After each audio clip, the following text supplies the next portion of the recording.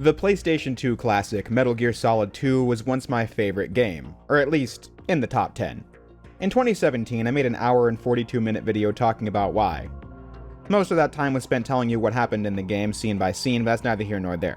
I certainly don't have any shortage of experience with Metal Gear Solid 2 at this point. I've played this game front to back well over 10 times, and many of those playthroughs came from when I had a kick of playing the Metal Gear series in progressively higher and higher difficulties until I did a European Extreme Mode run. So MGS2 is a game that I have had a lot of playtime in, definitely over 100 hours, but that was a long time ago. Like I established before, the Metal Gear series and I do not have the same relationship we used to. In the previous video, I discussed how I relate to MGS1 and its remake, The Twin Snakes, now that years have passed since I was last a super fan. I didn't really have a take far off from the mainstream, beyond just thinking MGS1's gameplay was never really that great, but MGS2 is a different story. Most everyone knows that when MGS2 was a newer game, it was a little more divisive. The game was a critical darling and a huge financial success, and is still the all-time best-selling Metal Gear game. If you had a PS2 in 2001, this was one of the must-own games, which is saying a lot because there were many of those at the time. But for fans of Metal Gear Solid, the story of MGS2 was more of a question mark, it just being about themes and ideas that nobody was expecting.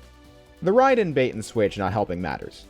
Time has been kind to MGS2 as it's pretty widely regarded as a masterpiece by the online gaming populace, which is what makes this video scary for me because I have a lot to say, but I don't like getting in trouble with the comments section. It will always be a game that means a lot to me, a game that has shaped my history as a game-playing enthusiast and as a content creator on YouTube, and a game that has shaped the course of gaming history. I keep a framed poster of it on my wall for a reason, not just because Yoji Shinkawa is one of the best artists in gaming, but because every framed game on this wall has had some kind of a meaningful impact on me creatively. MGS2 holds that space in my mind, no matter how much my opinion on the game itself has shifted. There was a time a few years ago, 2021 I think, where I was replaying Twin Snakes, MGS2, and MGS3, and in MGS2's case, there was a point where I was like, wait, do I not like this game anymore? It was pretty shocking given the fact that I devoted so much time of my life to telling the world why it was the greatest shit since sliced bread. I can get into what that moment was later in the video, because it wasn't an immediate reaction. That's because the Tanker chapter remains one of the best openings in any game I've played. The game is divided into two segments, the Tanker, which is a brief prologue where you play as Solid Snake, and the Plant chapter where you play as Ryden in the Big Shell, which is the bulk of the game. But I've always been blown away by the Tanker mission, and that's still the case now. Solid Snake, with the help of Otacon, boards a dummy tanker under the control of the US Marine Corps in the hopes of finding proof that a new Metal Gear is under development. An amphibious model called Metal Gear Ray, meant to wipe the floor with all the other dummy knockoff Metal Gears that flooded the market after Revolver Ocelot leaked the specs for MG Rex following the Shadow Moses incident in MGS1. Otacon and Snake work together to destroy Metal Gear whenever it pops up. But the tanker is quickly taken over by Russian forces who hijack the ship trying to steal Metal Gear Ray, and it's up to Snake to sneak through this army equipped with nothing but sleep darts to prove that Metal Gear Ray exists before it gets stolen, which is a quick and effective setup. I'm just a sucker for what I refer to in my videos as next-generation appeal. It's when I'm impressed by design teams clearly showing off what they can do with new hardware, and MGS2 is no different in how it used the PS2 to flex their technical skills. The opening cutscene is dripping with suspense. The rain looks great, this depiction of the George Washington Bridge looks way more realistic than anything you could get on PS1, and then seeing this many cars and lights fly by was no doubt stunning in 2001. And you can see Snake's face fully modeled, but you can never see it up close in this scene because they want to make you wait for it. That doesn't come until the title drop a few moments later. But then the gameplay itself features many tech demos. The rain and water look stellar, you can break glass bottles and glass windows, the gameplay is 60 frames per second and never had any issues maintaining that even when the action's more frantic. MGS2 is a technically marvelous game. And then it's also a wonderful tutorial. The game teaches you the new mechanics like first-person aiming in a cutscene that feels really natural, and you're quickly funneled into areas with lockers to show you how that works, and subtly encouraging you to stuff knocked-out guards in them since enemies don't disappear upon death in this game. I don't have any footage of that because at this point I'm just fast-paced when I play the games, so I either knock dudes out, kill them, and run to the next area before anyone notices, or I get caught and roll with the punches and can reliably get away somewhat quickly. But anyway, the tanker has expert level design. The player has a lot more tools at their disposal, but it never feels OP or broken. For example, the M9 doesn't have the ability to destroy cameras, so when you come across one, you either need to make use of a chaff grenade or you have to time your movement so that you can get under the blind spot and not get caught. Even when Snake does get a USP, you won't be able to go around blasting it since the enemy forces are numerous and you don't have a suppressor for this gun that makes quite a racket. There are countless ways to explore the tanker, nooks and crannies that are totally optional to look through, Easter eggs are in abundance, and that all makes it really fun to replay over and over again. It's a level that's very accommodating for a slower, methodical approach and also a speedy, experienced approach. It has its own sense of isolating atmosphere as you're alone in this giant boat filled with enemies, and there's a sense of urgency in the mission since Snake needs to get to Metal Gear before the tanker passes the Verrazano Bridge, since Otacon said that was where the rendezvous point was. And many of the music tracks in the tanker chapter sell the dangerous vibe, like the Dead Crew theme or the Evasion theme. The boss fight with Snake and Olga Gurlukovich, the daughter of the Russian leader, was the best boss in the series thus far. It's equal parts tech demo and gameplay tutorial wrapped up in an exciting set piece. On your first run, Olga will use the environment to her advantage by blinding you with these lights and then creating cover for herself with this sheet. But when the boss begins, you can shoot out the light so she can't use it, and you can shoot the cover away so she can never use that either. And then it's a stealth boss, as she'll shoot where she last saw you, something you can use to your advantage. And you can put first-person aiming to the test here in a variety of ways by shooting her from various unorthodox angles, something you need to do on higher difficulties. It's a really satisfying part of the game. Once you reach the holds, you hear an announcement that you've passed the Verrazano Bridge, so who knows what kind of shit's gonna go down and how Snake's gonna escape this one. But I still made time to shoot out the lights to make the hallway darker. Thought that was a cool attention to detail. The final boss of the tanker chapter is an enemy rush before Snake makes it to Metal Gear Ray. It's another part that uses first-person aiming well, as the enemies are numerous and overwhelming, but if you time your headshots well, you will prevail. In the final gameplay segments, there is reward for curiosity and replay value again, as you can avoid this stealth section around the Marines completely by finding this hidden vent that allows you to crawl right to Metal Gear completely undetected, bringing one of the highlights of the Metal Gear series to a close as you take photos of MG Ray. Unfortunately, that leads to a cutscene that is really great for the most part, but is also the moment the Metal Gear series was changed forever and not in a way that was super compelling. What is great is how Ocelot shows up to take Ray and reveals he was double-crossing Colonel Gurlukovich, someone he claimed to be aligned with in MGS1, but he was also a spy amongst Liquid's ranks in that game as well, so his true allegiance being a never-ending mystery makes him a great villain to watch. But the scene is pretty much when Metal Gear jumped the shark once Ocelot mentions he's working for the Patriots, otherwise known as the Lolly-Lule-Lo. I consider it a shark-jumping moment because the conspiracy of the Patriots, explained later in the story, becomes the thing the entire Metal Gear saga revolves around, bending itself over backwards in near constant retcons in every game to try and find a way to turn these events into a fully planned ongoing saga from game to game that makes sense. And the various attempts that each game came up with just don't really work for me. I don't think it was well done or made for a believable saga. Within the confines of MGS2, I think the Patriots are a fine enough narrative element and threat, which I can get back to later, so I can certainly explain in more depth why I think the Grand Conspiracy essentially killed the series in a video on MGS4 if anybody wants that. As of now, I only planned on talking about MGS1 through 3 again, but if the people want more of the Metal Gear Revisited series, I can make more. But yeah, the ongoing conspiracy plotline of the series begins in this scene, but what also begins here is one of the dumbest plotlines in the series. Ocelot lost his hand in MGS1 to Gray Fox. Liquid died at the end of the game, so in MGS2, Ocelot has a new hand that was grafted onto his body. The hand was Liquid Snake's. So again, just sticking to MGS2, forget what MGS4 tells you, when Solid Snake is near Ocelot, the spirit of Liquid takes over Ocelot's body and he just becomes Liquid, voice and all. But I live on through this arm!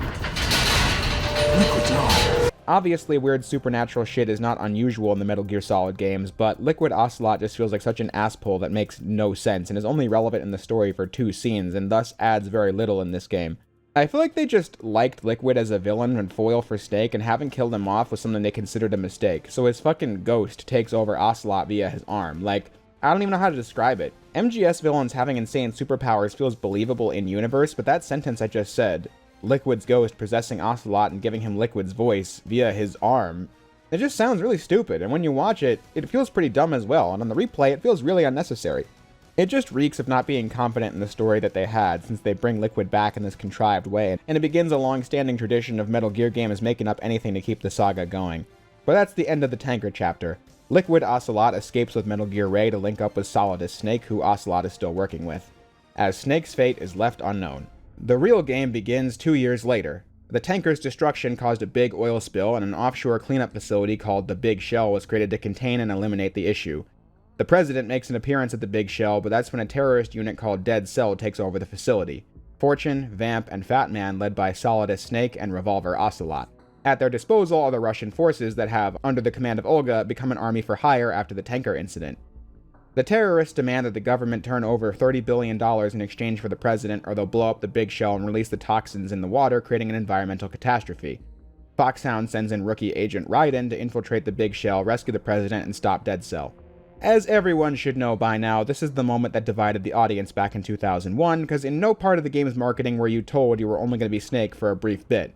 The entire campaign was showing Snake in the tanker mission. It was a complete bait and switch. Many fans just did not like Ryden as a character and wanted to keep following the exploits of Solid Snake. Nowadays, people are pretty fond of Ryden. His being the main character of 2013's Metal Gear Rising certainly helped, since that game was pretty dope. But that was also around the time when the MGS HD collection came out and people could replay and reassess MGS2. I didn't have a problem with the switch when I first played the game since I already knew it was coming. You know, it's the same gameplay, and I think the gameplay mechanics of MGS2 are enjoyable, as the tanker chapter showed. However, it was starting in 2021 I had a problem with the Big Shell chapter that I've had in every replay of MGS2 I've done since then. Throughout the whole thing, I was waiting for the fun part, and it never came. This is where the video will take a different turn, and I'll try to explain what is a relatively hot take to the best of my ability. But I mean every word.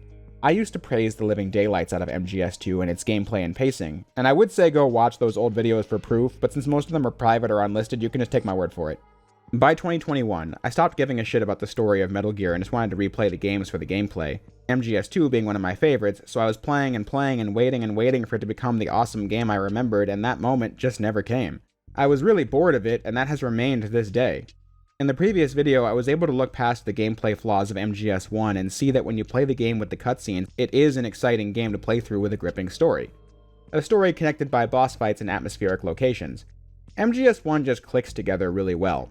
Now, on this run where I rewatched the cutscenes of MGS2 for the first time in years, I do not think MGS2 does. The first hour of the plant chapter is really boring. The pacing feels wrong in general, because by this point in the game you've already been playing for about 90 minutes. The tanker episode also ended on an exciting moment and cliffhanger.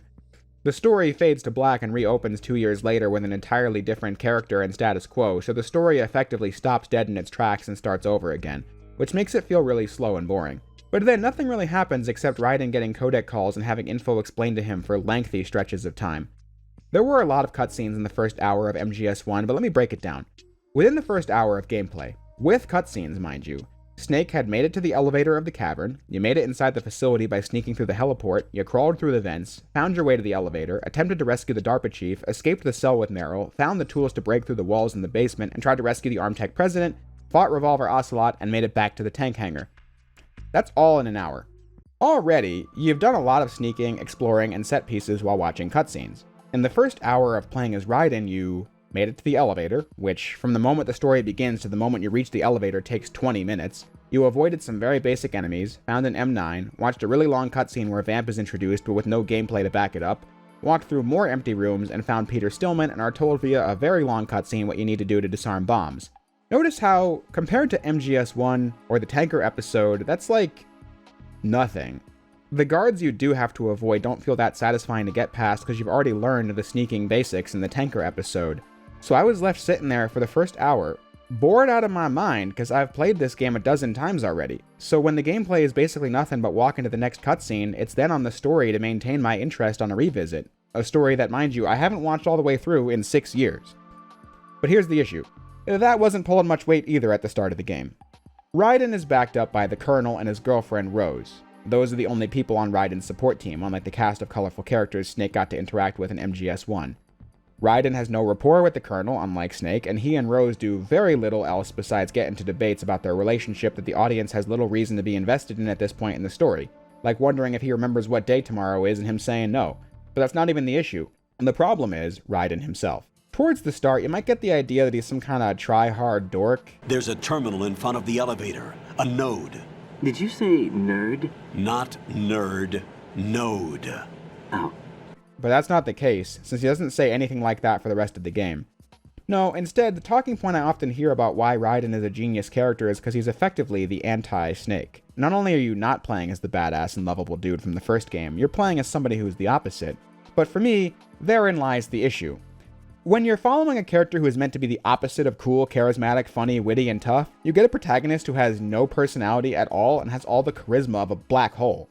You can say it was intentional or leading to the third act twist all you want, but the problem is that he's not interesting to watch. The only moments of character I felt like he had was when he was complaining about how insane the mission was. Make it quick. Who are they? Dead Cell, I mean. They couldn't hit her no matter how hard they tried. And that vampire, too. It's like being in a nightmare you can't wake up from. Jack, snap out of it. And you, Rose, I can't believe you're on this mission. I keep thinking I'll wake up. Ryden, this is real. And that's why you won't wake up. But nothing seems real. But still, that doesn't make him feel like a relatable or interesting character to me since he's basically a blank slate, which is something he does on purpose. I tried saving my game and I was rewarded with multiple minutes of Rose saying she wished Ryden would let her in and how he has so little personal life that his room has nothing in it. No photos, no posters, no nothing. That plays into the plotline at the end of the game, but I'm just saying that for the majority of the game, I do not find him interesting to watch. His whole deal is that he was trained by a VR regiment only, with no field experience prior to this.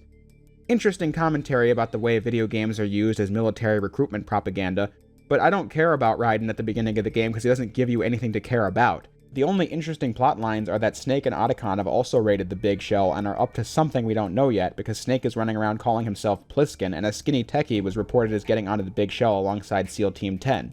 Pliskin is pretty obviously Snake. The writers were not trying to fool you at all. Instead, you're just left wondering what's going on that's brought Snake here. But now we just see Snake through the eyes of a character with no personality, and it does make me want to play as Snake some more.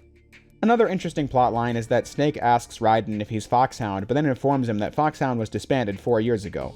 The first moment where Ryden's mission and objective should seem suspicious, but you don't really have time to focus on that because next up is a long cutscene of the SEALs getting decimated by Fortune and the President being taken away by Vamp. Then Ryden and Snake are introduced to Peter Stillman, bomb disposal expert. Batman has placed explosives all over the Big Shell and the heroes need to stop it. This cutscene had that issue from MGS1 where it goes on for a few minutes, which is acceptable, but then it teaches you how to stop bombs with coolant spray. Naturally, you then pick up the controller ready to get back to the game, and you're then made to watch several more minutes of story. But hey, once the bomb disposal mission begins an hour into Ryden's campaign, the game becomes a little more about gameplay. Which is where I was hoping things would become as fun as I remembered, but that moment didn't happen either. The Big Shell is 2 giant hexagons that are made up of 6 smaller hexagons. The smaller hexagons are called struts, with bridges connecting each one. In the middle is the core. There's Shell 1 at the bottom of the map and Shell 2 at the top. Snake goes to take care of the bombs on Shell 2, and it's up to Ryden to shut down the bombs on Shell 1. While I enjoy the gameplay of MGS2 on its own, the way it's used in the plant chapter does not keep me super engaged with the gameplay loop. First, I have little annoyances with it, like how to use the Soliton radar in every room, you need to first activate it by finding a computer somewhere in each strut to turn the radar on. Once you do, it's active in that room for the rest of the game. Some areas, like this box room, make it a challenge to reach that computer. Others, like the sediment pool, make it pretty easy. So it just feels to me like an extra step added to the game for not much of a reason. But then the way the game is paced just feels really slow at the start. Backtracking was the worst part of Metal Gear 2 and Metal Gear Solid 1, and the Big Shell almost doubles down on this problem. The whole point of this bomb disposal mission is just running back and forth between the areas. The struts and their connecting bridges just don't have much in the way of exciting stealth action. In the sediment pool, or the Vamp intro room, or Strut A, I just picked everybody off with the M9, found the bomb, and kept moving. The armory was a bit more of a challenge, but ultimately it just felt like I was running back and forth, not really doing much in terms of engaging gameplay. And I was playing on hard mode, if anyone was curious. The game really gets all the backtracking it can out of you.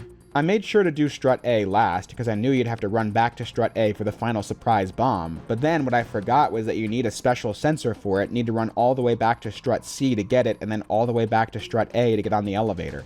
The elevator won't come unless you get the sensor, even if you already know where the last bomb is. After the Shell 1 core part, you need to head to Shell 2 for the Harrier boss. To get from the Shell 1 core to Shell 2, you have to go through Struts E and D, but I forgot the PSG-1, which is required to get through this segment, so I had to run back through Strut D, Strut E, and Strut F to get the PSG-1 and go all the way back to the Shell 1-2 connecting bridge. That one was more on me for forgetting, but can you see what I mean? Like, I don't find the Big Shell fun to run around. It's easy rooms and backtracking through those easy rooms to disarm bombs by spraying them with cooling spray. What riveting gameplay. More thrilling content emerges when Fortune battles Ryden after the last bomb is disposed of. Fortune's gimmick is that she can't be shot with bullets, so all Ryden can do in this boss fight is run back and forth and dodge blasts from her railgun. To be fair and balanced, on the highest difficulties, this is a pretty tense encounter, but even here on hard mode, I was left starting to yawn because nothing is happening. After that, you get the first real boss where Ryden fights Fatman. This is a great one. Ryden needs to disarm bombs mid-fight with a small time limit and deal with Fatman between them. Shooting his roller skates with your gun is really satisfying and takes timing skills to do. Or you could just lay Claymore traps for him to skate onto, so there's variety and stealth elements, so it's a great boss for those reasons. Ryden then has to make it into the Shell 1 core using a disguise he got from a cyborg ninja and an AK he had to run back to the armory for. Gameplay-wise, the Shell 1 core is alright. Like, I just can't fault it too much because I already know what to do. Having the disguise and looking around for a directional microphone is fine Metal Gear gameplay, and using the directional mic to listen in on Solidus and Ocelot's conversation makes an expository scene feel a little more interactive, so I can give props to that. But most of your time here is spent on Ames telling Ryden that there is no $30 billion ransom and that the nuclear strike is the goal, not a threat, before he gets a fox die-like death, causing Ryden to question the Colonel like Snake did in MGS1 before continuing to follow orders, leading to the Harrier boss fight. This scene is the one where we find out that the villain is Solidus Snake, the third and perfect clone of Big Boss, and it's also when Snake and Otacon reveal themselves to Ryden. The Harrier boss is a lot of fun, way more dynamic than the Hind fight since you'll have a lot of opportunities to dodge a plethora of attacks, and get to do cool tricks like using the hanging mode as a way to make yourself temporarily invincible. Or when he's trying to boil you with the exhaust, you can use the RGB launcher to do a lot of damage in the under part of the jet. So that was another great moment. As per usual with this game, the parts that involve Snake are the narrative's best material. Snake just having learned so much in MGS1, that carries forward in MGS2. When Ryden is having a crisis of faith and wondering why he's even fighting here at all, when Snake is willingly putting himself into these situations. I'm here because I was assigned to this mission, not because I want to. If I could, I'd be out of here in a second. How could you come back to all this? Why keep fighting? There's something my best friend said to me once. What? We're not tools of the government or anyone else. Fighting was the only thing I was good at, but at least I always fought for what I believed in. It also pays off mysteries from earlier, like how Rose tells Ryden that Snake's body was found in the water, but his right arm was missing. People paying attention might theorize that it was Liquid's body because of Ocelot taking Liquid's arm. Snake and Otacon confirming that was the trick they pulled to fake Snake's death after he was blamed for the tanker incident. You also get more suspicious of the Colonel when he just snaps at Ryden for this moment. I don't understand. I read about you and Snake in the Darkness of Shadow Moses. I don't give a damn what that piece of trash said. Do you get me? Like that just felt super out of character for him. But then the relationship Ryden starts building with Snake and Otacon is a nice feeling as you play. Like this was a dangerous solo sneaking mission like previous games, but Ryden now has Solid Snake and Otacon watching his back. Real people who have a stake in the mission too. When the Colonel and Rose were people he was having weird interactions with from moment one, so the mission feels less lonely by this point. But Shell 2, I have to say, this is where I had the epiphany moment of not really enjoying this game back in 2021. You'd think that there was a lot of game left because Shell 2 has gone unexplored up until now, however you'd be wrong. The game is almost over because Shell 2 doesn't really exist. I believe much of the content they planned on putting in Shell 2 just got cut from the game. Bombs went off when Snake was trying to get them all in Shell 2 earlier in the story, so Ryden only explores the Shell 2 core and none of the struts of Shell 2. But the Shell 2 core is not filled with interesting stealth action gameplay, it's more nothing. Like rooms with almost no guards in them. Swimming to find the missile launcher and using it to open the door to the president, and then going to find Otacon's sister, Emma Emmerich, in the hopes that she can help the heroes shut down the AI that's powering Arsenal Gear. But to do that, you swim. Yeah, that's alright. And you fight Vamp, and this is another fantastic boss fight. Really puts first-person aiming to great use as he's a fast-moving target that goes up and down around you. And it's super satisfying to get all the damage on him that you can by shooting him when he's underwater or by blasting him with the RGB when he lands in the ground. Great fight.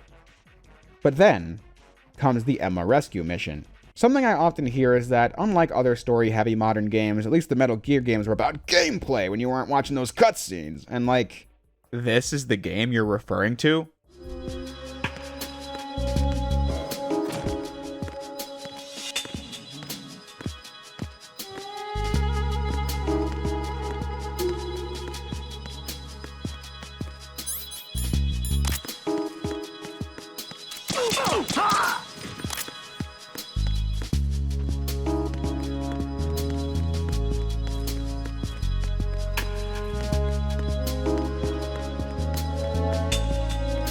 Slowly walking around with Emma with almost no guards in the way?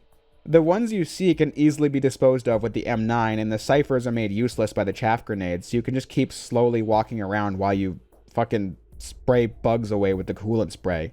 Not like they hurt you, they just appear and you just spray them away. Most every game has cut content and things that aren't the best, but this is the point where on my 2021 cutscene free playthrough where I asked myself, what am I playing right now? Just moment after moment where virtually nothing is going on. The game is just hoping that you're hooked on the story by now, but I have some notes. This is the part where President James Johnson explains to Ryden that the United States is controlled by a secret organization called the Patriots. This is the kind of long scene that feels a little earned, as it's the explanation for many of the plot lines in the game thus far that would leave a first-time player scratching their heads. It also offers believable motivation for both Johnson and Solidus Snake. Johnson wants the power of the Patriots. He wants to join them, which is why he joined up with Solidus, but now he's learned that Solidus, the previous president, aka George Sears, is mad that the Patriots have stolen everyone's free will, including his own, and wants to burn it all to the ground. The Patriots have always controlled the flow of information and the nature of American politics itself. They're in control of literally everything. It's all theater they produce to trick people into thinking they're living in some kind of a democracy when they call the real shots. Which creates this unstoppable force you can't even hope to defeat because everyone who has tried has been made to suffer. The Shadow Moses incident and the creation of Metal Gear Rex was orchestrated in large part by Solidus, and his going against the Patriots' plans there made them decide he needed to resign as president and would die of illness shortly. As in, they'd kill him. But he went into hiding with Ocelot to plan his revenge. Similarly, Solid Snake and Otacon were gaining a lot of popularity by exposing and destroying Metal Gears across the globe, which is not in the Patriots' design, so the Patriots set up the tanker incident from the beginning as a way to frame and smear Solid Snake. So he had to fake his own death to continue the fight. Like, it just makes you think that Ryden is totally out of his depth that these huge, larger-than-life figures were taken to task by this shadowy organization. Like, I think this is a good scene. And then Ryden gets the chance to act like a human capable of emotion when Emma is afraid of swimming because of past trauma and he's there to support her. Like, good work, Ryden, you finally proved you had a pulse. So, things are more interesting at this point, but unfortunately I still have issues with how the story concludes. Emma tells Ryden about the nature of the Patriots suppressing information from the public. I think this is an interesting cutscene because it does raise good questions. Like, she says the Human Genome Project revealed there were 40,000 genes in the human body, but then says, what if there were more? How would Ryden know? Can he count them himself? Well, the Patriots suppressed the info about the other 60,000 genes, and then the fake studies became canonized in the public even amongst the scientific community. The spread of falsehood is just a very interesting topic and is always relevant, especially when it comes to trusting whatever you're told. A lot of this relates to the study on human trust bias and truth gaps done by Professor Lazarevich at UC Berkeley. What was really interesting about this study was how it went into the fact that we tend to place trust in people without really giving it much thought. A study that I just made up. Those words in that sequence meant absolutely nothing, and that professor is just the name of the villain of Uncharted 2. Only I changed his first name for believability's sake, and then pulled other names from the credits of MGS2 to pad out the research roster. But I'm very confident that a significant number of people watching this video assumed I was correct in saying something of substance because I'm confidently talking in the YouTube video, which gives me the air of authority that I have not earned because I'm just some dude on the internet. This is how easily mis- and especially disinfo spreads in the internet. People confidently saying things that are stupid. Lies that take 10 seconds to say and 10 minutes to debunk. But trust bias is in the story. Ryden uncritically assumes the terrorists are demanding $30 billion because the colonel told him that, a man he's never met before. But because he's been told he's the commander of the mission, it must therefore be true. So then Snake and other characters who know what they're talking about are confused by Ryden's seemingly insane ramblings about ransom money and toxic waste. The game's entire marketing campaign lying by omission about Ryden as the main character is all part of making the audience an element in the story too. But my thing is, I just think many of these scenes with interesting information and ideas are written in an uninteresting way. Because James Johnson, Emma Emmerich, Ocelot, Solidus, Olga, Rose, the Colonel, they all explain the story to Ryden in excruciating detail, but all he ever usually has to say is, huh? What? No, that can't be, that's crap! While you stare at talking codec heads for 15 minutes, while one side lectures Ryden and the audience while Ryden says almost nothing of value that adds to the conversation. Sorry, I just find it boring. The Metal Gear saga is frequently guilty of violating the greatest rule of storytelling. Show, don't tell. I'll talk more about that in MGS3, but this game is pretty guilty of it too. And I feel like saying that used to be pretty socially acceptable. The translator of MGS2, Agnes Kaku, said that she thought Kojima's writing wasn't really above a fanfiction level. Like, I feel like people used to say this a lot more, but then the discourse around Kojima writing and products became blinded by utter fanboy loyalty that the man himself became above criticism of any kind. Where we have to watch Jeff Keighley get on stage every year and tell everyone to fucking stand in applause of Kojima when he walks on stage. But then the IGN review of MGS2 outright said that the issue with the story, despite giving the game a 9.7 out of 10, was that codec screens make for a really poor visual if you're going to have lengthy scenes of characters explaining their lives and backstories and expositing the points of the game. If the scenes are going to go on for so long and be so numerous, it's got to be more interesting to look at than this. But I feel like a take like that is unthinkable in current year. I've thought about this a lot, and I feel like the longer an online community goes on, the more susceptible it is to groupthink. A lot of new players have gotten into Metal Gear since its revival with the Master Collection, and there's a pressure to agree with the consensus opinion for fear of established fans giving you shit. I remember when I used to make Metal Gear videos, and I would say that I liked Portable Ops and thought it was canon, or that I thought the Twin Snakes has held up better than the original in some respects. And I just remember getting hit with vitriolic responses from people who dismissed me because having never played this series prior to 2016 meant my opinions on it were not as valuable as someone who played MGS1 in 1998. And my takes on many of those early games were really not that hot. I just think it's fundamentally a betrayal of the themes of MGS2 to act like this. Metal Gear Solid 2 is all about how you should learn to think for yourself and not just believe everything you're told. But then, I see Metal Gear fans lose their goddamn minds when Kojima is criticized online or someone doesn't like something about his body of work. Not having any arguments, they just hurl horrible insults at people. But I also feel like my old videos on Metal Gear were not good at reflecting the themes of MGS2 either. My videos on MGS1 and 2 are privated partly because they suck from a technical perspective. I mean, the borders in the MGS1 video got desynced for like 2 minutes at one point. But also because I had nothing of value to say. I played these games for the first time when I was 15 years old and made videos on MGS1 and 2 when I was like 16. I had very little of substance to say about the games. I knew I liked them and was impacted by them, but I couldn't put words to it, so what did I do? I just said things I agreed with that other people already said. Some commenters had called those videos out for it. I just didn't have the intelligence to come up with something to say about the games. Now, talking about video games on YouTube is tricky these days because the odds are, if there is an opinion to be had, someone has already said it, but my videos were just summaries of the plot with some light opinion thrown in that was something I heard from the community at large and in other videos. So I was no better when it comes to just accepting and regurgitating the same points over and over again. But my not feeling in line with the common consensus on Metal Gear anymore is part of why I just dropped the subject. I didn't want to talk about something where I felt like I was the enemy.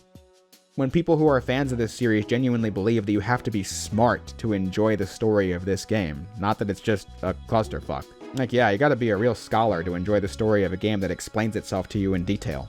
Like, I can't quantify engagement with something. I find the ideas of value, but the execution is really overdone in the sense that multiple monologues about this, combined with the plurality of monologues about other things, just makes the game feel kinda boring on the replay, especially since the gameplay isn't hitting for me like it used to. When MGS1 had monologues, it felt a lot more character-driven, and the game was a string of action set pieces put together one after another. But this is around the time when we get one of the major set pieces of MGS2, where you have to defend Emma with the sniper rifle. The sniping controls in MGS2 are way better than MGS1, but I also don't think this part is super fun to play either. You simply stand where the ammo respawns to effectively give yourself infinite ammo, and then you use your thermal goggles to just take out all the mines in Emma's path before she's even reached the first strut, and then just shoot guys with reckless abandon since you got infinite ammo. When played like that, this Twilight sniping bit, despite having iconic music and visuals, is a whole lot of doing nothing. But then that leads into the finale where Ryden is captured and sent to Arsenal Gear. Things do really step up here. Ryden sneaking around naked is one of the first times in the big shell portion where I felt the stealth was more tense because you had no weapons and could barely defend yourself. Unfortunately, it was only one room, but it was a very memorable room as the Colonel's AI starts to fall apart in a way no player will ever forget. Ryden, turn the game console off right now. What did you say? The mission is a failure. Cut the power right now. What's wrong with you? Don't worry, it's a game. It's a game just like usual. You'll ruin your eyes playing so close to the TV. What are you talking about? Ryden, something happened to me last Thursday when I was driving home. I had a couple of miles to go. I looked up and saw a glowing orange object in the sky to the east. It was moving very irregularly. Suddenly, there was intense light all around me, and when I came to, I was home. What do you think happened to me? Huh? Fine. Forget it. But in the midst of all that, I feel like the reveal of Ryden's true backstory does give context to his character, but also confuses me in the sense that so much time has been spent building up Ryden to be a character that teaches you about the dangers of desensitizing yourself to military combat via video games and then having a horrifying experience when actually facing it in reality, which I thought was a compelling arc for Ryden. Like, maybe he could have been an overconfident brat instead of a blank slate, and then maybe he's humbled by how scary the mission actually is once it's made real. But revealing that he was actually in the Liberian Civil War as a child soldier and has killed hundreds of people and then just forced himself to hide all that behind the guise of a VR-trained rookie just feels so extra. Like twist upon twist upon twist. And it outright takes away from the moral I was just talking about because it no longer applies to the main character. And then, Ryden is the whitest, blondest, most blue-eyed dude in gaming, and you make him from Liberia. Something that the Metal Gear games have done repeatedly, where white characters are explained as people from countries that are by a vast majority black or brown. Like, that never made sense to me, even my earlier playthroughs of MGS2, but it wasn't until I watched this video by the Metal Gear Lorekeeper channel that talked about Kojima's handling of race and gender that made me go, hey, wait a minute. Seriously, what the hell?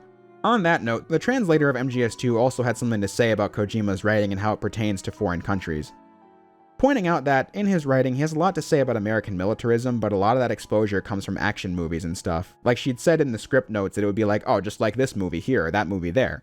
In general, a Japanese writer having an opinion on American militarism isn't shocking given the occupation following World War II, but her point was that it would make a lot more sense for Kojima to write about settings and people he's more familiar with directly, and I can see her point. Unfortunately, she was turned into a bit of a scapegoat during the promotional period of MGS4. When the translator of that game, a fanboy, said that her work made MGS2 more confusing to audiences than the original Japanese text, which all magically made it work and was super easy to understand, and that they were going to make that a priority for MGS4. When she had to translate this humongous script and was under guidelines and word count requirements from Konami, even though it's easier to get more meaning out of a smaller amount of text in Japanese than it is in English. Anyway, my point was I was just saying how I think Ryden's actual backstory overcomplicates the story, but then the final segment of gameplay is riddled with that very issue. Solidus reveals that Ryden was playing part in the Patriots' S3 plan, which stands for Solid Snake Simulation, where they took a commando and forced him through a series of events just like Shadow Moses to see if they could train a soldier to be exactly like Solid Snake. But then, Ocelot explains it in extreme detail. How Dead Cell was a stand-in for the rogue Foxhound crew that Snake fought in MGS1, how there was a cyborg ninja just like Gray Fox, and how Ames and the President died just like the DARPA chief and the Arms Tech President, and how Ryden and Solidus are the hero and villain because of their relationship mirroring the one between Snake and Big Boss from the early Metal Gear games. This is also a scene where Fortune actually doesn't have powers, it's all tech, but then does have powers and saves the day, and then Liquid possesses Ocelot again and says that he chose Ocelot as his host so he could destroy the Patriots himself using the info on them from Ocelot's memory banks or something, and that Liquid was actually the one who leaked info about Arsenal to Otacon to make sure Snake showed up so he could be unleashed, and goes off to do nothing else in the story. Like, I know what is happening here. It's just so much story, and I don't think much of it was needed. Like Liquid Ocelot. Regular Ocelot could have just leaked Arsenal to Snake. That is way simpler and perfectly believable and in character, because Ocelot was actually working for the Patriots against Solidus's interest because, you know, that's what Ocelot does. But then, after all that, Arsenal crashes into Federal Hall, and Solidus explains his motivations to Ryden for several minutes. Then, Ryden takes a call from the Colonel and Rose, who are not real but Patriot AIs. This is the most famous scene from MGS2, given that it's a 16-minute long speech about what the S3 plan really is. How the Patriots believe humans are under threat from the internet because the Patriots have long controlled what stories are told and what stories are passed on between generations. Because the human experience is not captured in the genes, but they believe it must be preserved, and only their AI can decide for humans what information is valuable because humans aren't smart enough to do it on their own. The internet is such a strong threat to them and their beliefs because people freely sharing content with each other online creates what the Colonel says is a sea of uncontrolled garbage that needs to be dealt with. Their AI network expanding is their ultimate goal. The S3 was not a Solid Snake simulation, but rather the selection for societal sanity.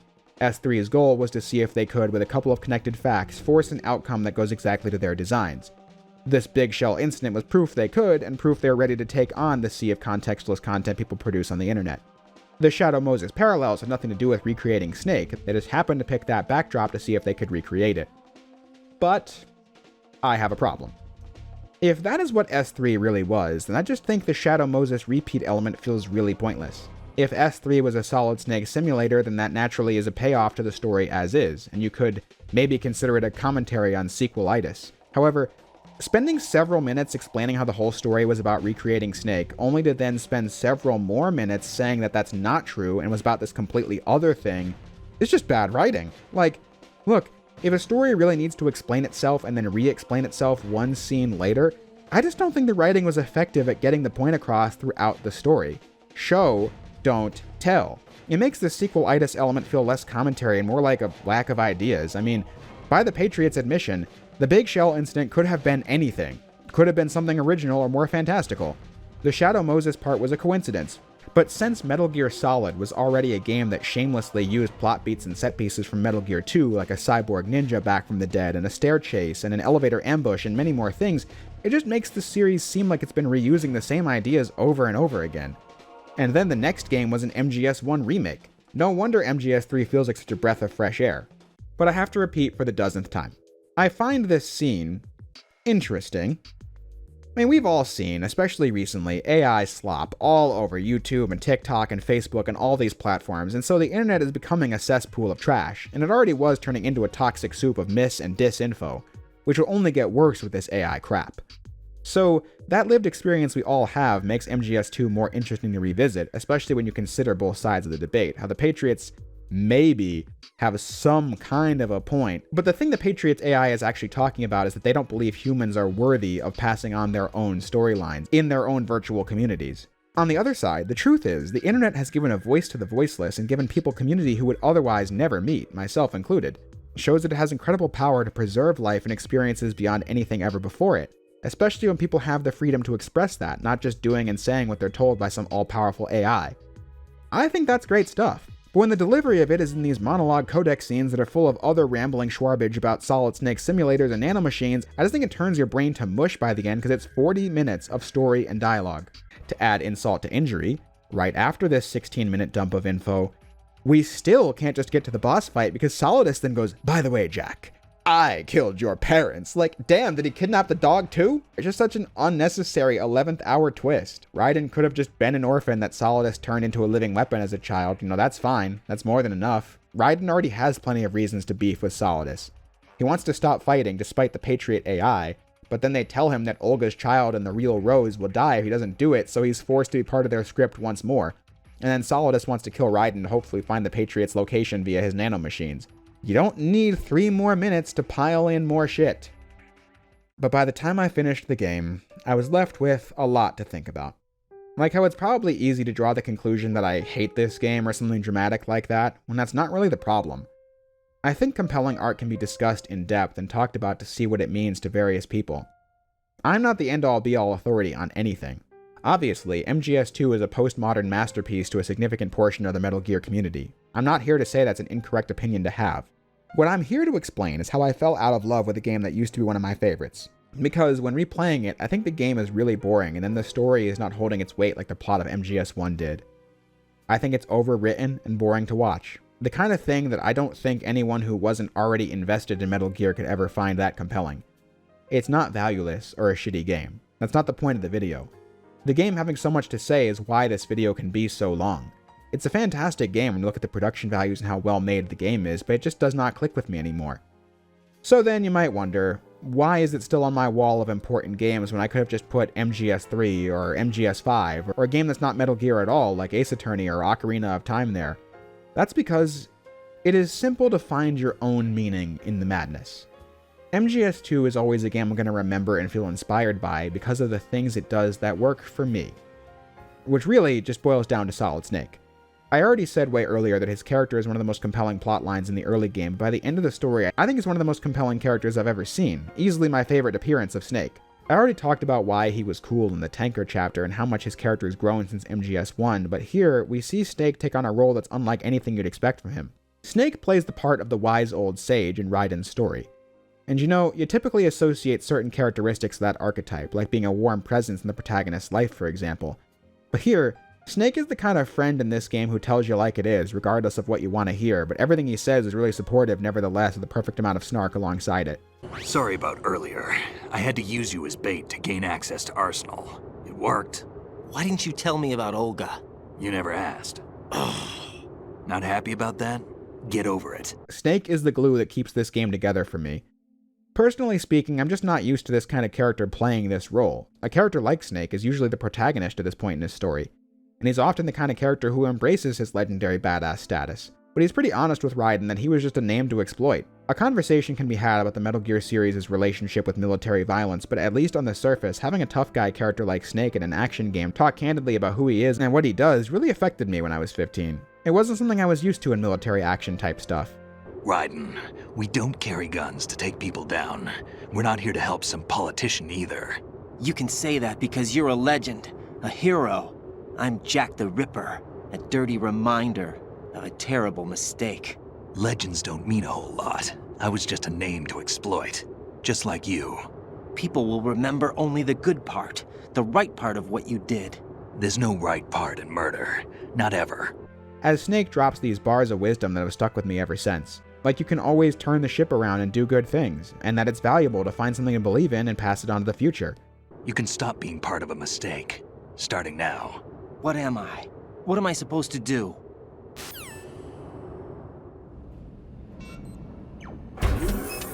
Find something to believe in, and find it for yourself. And when you do, pass it on to the future. Believe in what?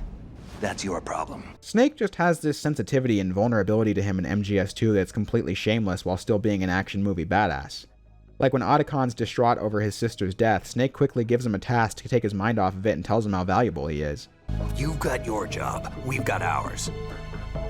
You mean I'd only get in your way? Wrong. Only you can save those hostages. Got it? Right. It shows so much growth that these two guys who had seemingly nothing in common are this close now. Otacon, try to get as many hostages out as you can. It's a short flight to the shore, so don't worry about overloading the Kamov.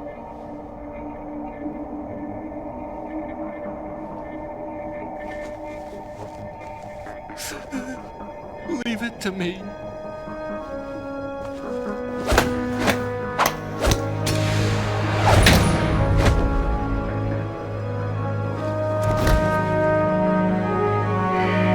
I repeat, personnel in the upper levels, head for the evacuation area immediately. I'm counting on you, Otacon.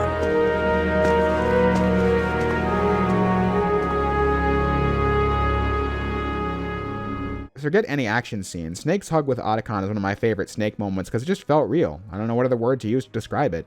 And then, in the end, the way Snake helps Ryden process all that's gone on shows a lot of wisdom from this guy that you might not have expected otherwise. I've always found it really poignant stuff. Like when Ryden questions what he's supposed to do and leave behind, Snake is there to say, No one quite knows who or what they are. The memories you have and the role you were assigned are burdens you had to carry. It doesn't matter if they were real or not. That's never the point. What am I going to leave behind when I'm through? We can tell other people about having faith. What we had faith in. What we found important enough to fight for. It's not whether you were right or wrong, but how much faith you were willing to have. That decides the future. I know you didn't have much in terms of choices this time. But everything you felt, thought about during this mission is yours. And what you decide to do with them is your choice.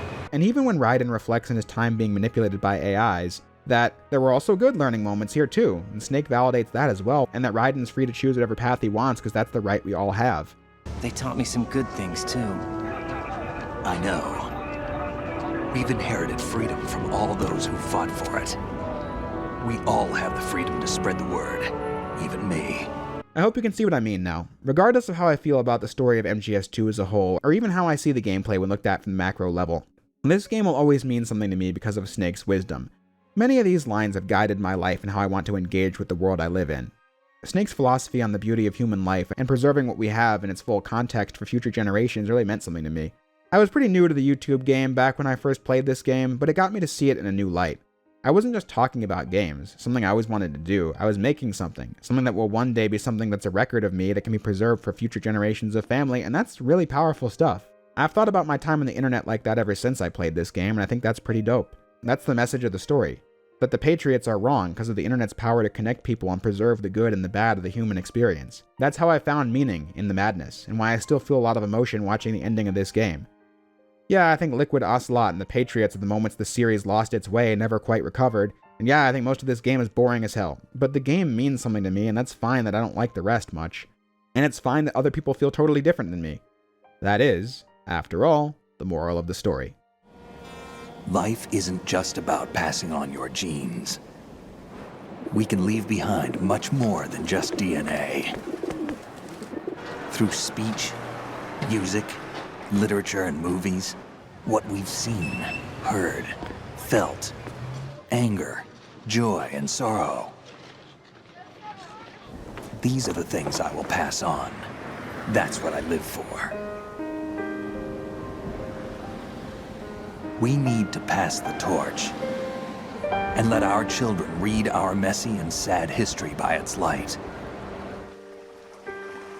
We have all the magic of the digital age to do that with. The human race will probably come to an end sometime, and new species may rule over this planet. Earth may not be forever, but we still have the responsibility to leave what traces of life we can. Building the future and keeping the past alive are one and the same thing.